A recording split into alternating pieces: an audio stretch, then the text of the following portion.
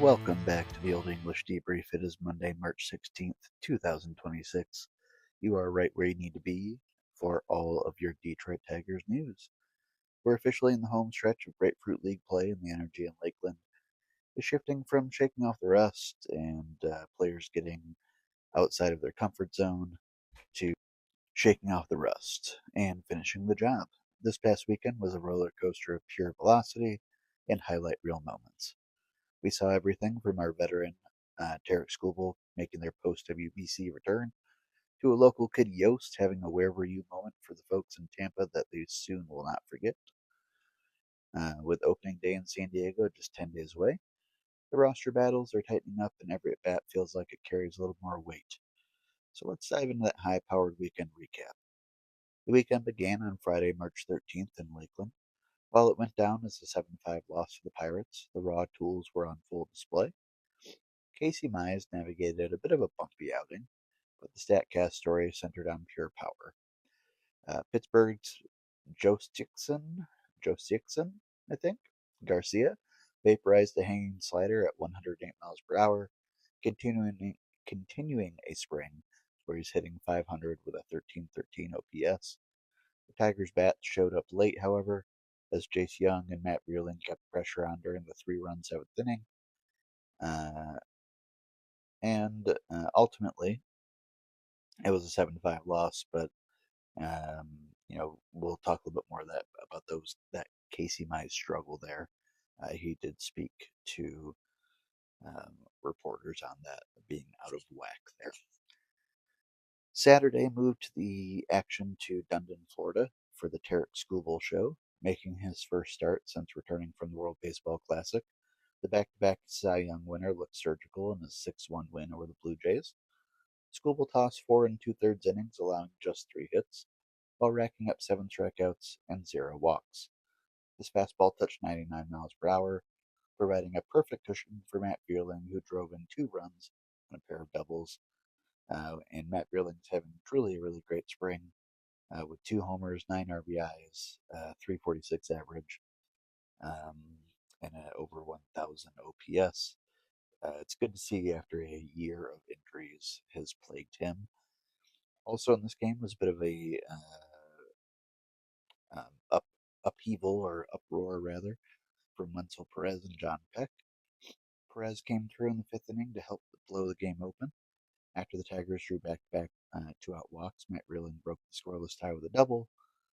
Wenzel then stepped up and delivered a clutch single to drive home Kevin McGonigal, stretching the lead to 2-0, and proving that he can still produce in high leverage spots despite a quiet spring at the plate.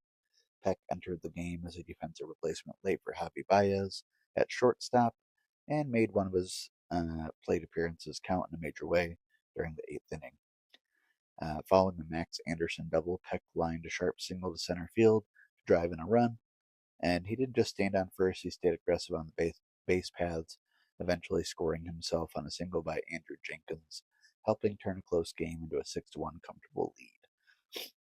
The weekend concluded with an absolute masterpiece in Tampa on Sunday, March 15th, as the Tigers drubbed the Yankees 12-1. The offense exploded for 18 hits, supported by Framber Valdez, who needed only 63 pitches to cruise through 5 scoreless innings. Riley Green launched a 110-mile-per-hour tank that traveled 438 feet, while Spencer Torkelson added a 396-foot blast of his own.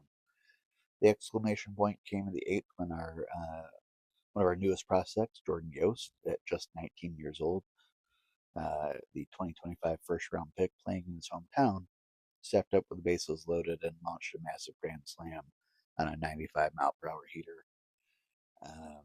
And just overall, a really great moment to see. And Hinch joked afterwards with him that the only fans left to see it were the fans in attendance, or his family in attendance, due to rain delays, which I thought was pretty funny. Just a funny little thing to mention, a funny quote. He did say that he looked sharp, and after the game, Yost said that he got a hold of the ball, which he certainly did. As far as some other news from the weekend, Jason Beck was doing some good reporting. He highlighted a fascinating moment from Saturday's win over the Blue Jays that gives a glimpse into the future of Tigers baseball. Tarik Skubal, always looking for an edge, successfully used the ABS challenge system to overturn a 1-2 ball call into a strikeout of Davis Schneider.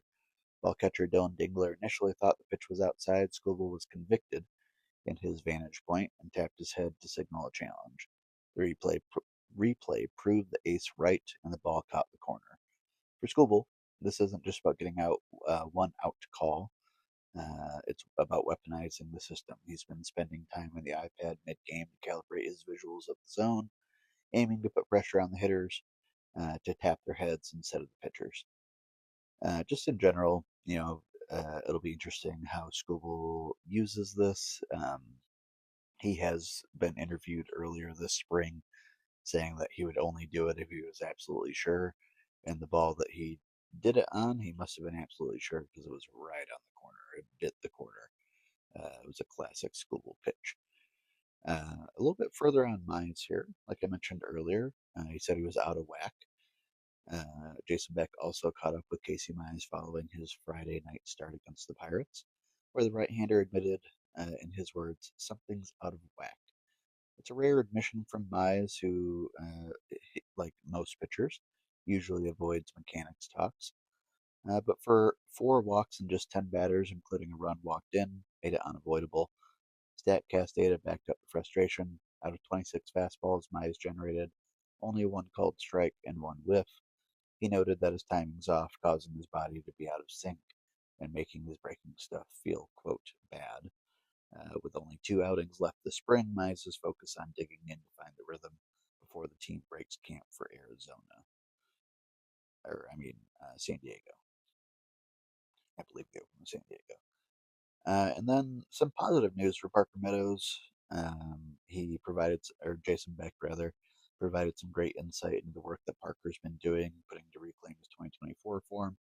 After a nerve issue derailed his spring last year, Meadows is healthy but has been battling his timing at the plate.